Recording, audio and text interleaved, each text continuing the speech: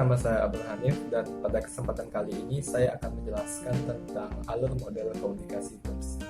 Pada model komunikasi ini, melukiskan komunikator 1 dan 2 terus-menerus menerima masukan, seperti rangsangan yang berasal dari dalam ataupun luar dunia, yang sudah berlalu ataupun yang tengah berlangsung, juga pengalaman dan pengetahuannya mengenai akan tetapi kedua komunikator memiliki sistem yang berbeda, sehingga masukan yang diterima bisa jadi berlainan, sama halnya dengan filter mereka masing-masing yang juga berbeda.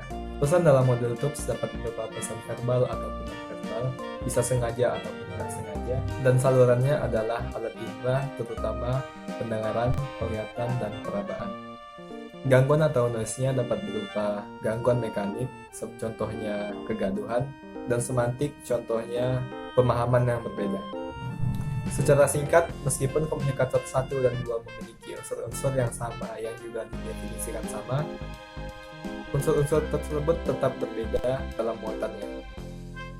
Model ini sesuai dengan konsep komunikasi bersifat transaksi yang mengasumsikan kedua peserta sebagai pengirim pesan sekaligus penerima pesan. Ketika kita berbicara, yaitu mengirim pesan, sebenarnya kita juga mengamati perilaku lawan berbicara kita, dan kita bereaksi terhadap perilakunya yang kita lihat tersebut.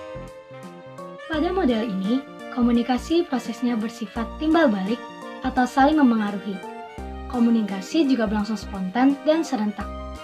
Karena itu, komunikator disebut komunikator 1 dan komunikator 2. Hal ini bersifat sebarang aja.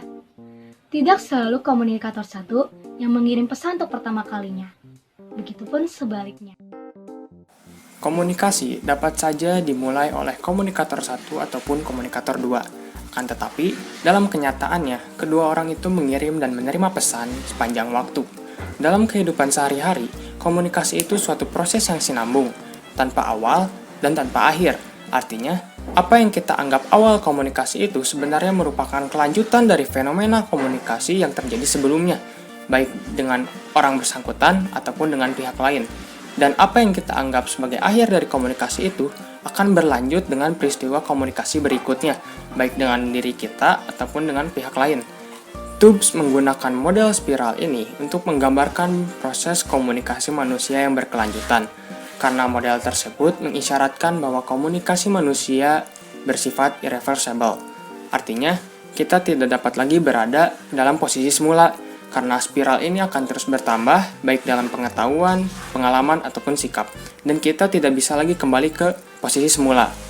Sebelum suatu pesan menerpa kita, lingkaran-lingkaran mirip spiral yang berada di belakang lingkaran pertama menunjukkan unsur waktu yang terus berjalan, yang secara implisit menandakan komunikasi sebagai proses yang dinamis dan menimbulkan perubahan bagi para peserta komunikasi.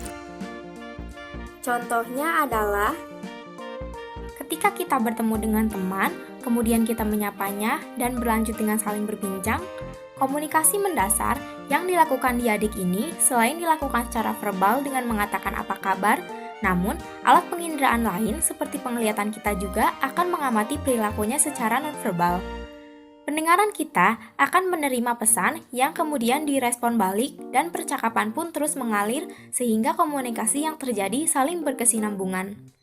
Namun terkadang, gangguan komunikasi juga dapat terjadi seperti lingkungan yang tidak kondusif maupun pemaknaan berbeda oleh si penerima. Proses ini terjadi secara timbal balik dan spontan sesuai dengan konsep model komunikasi TOPS.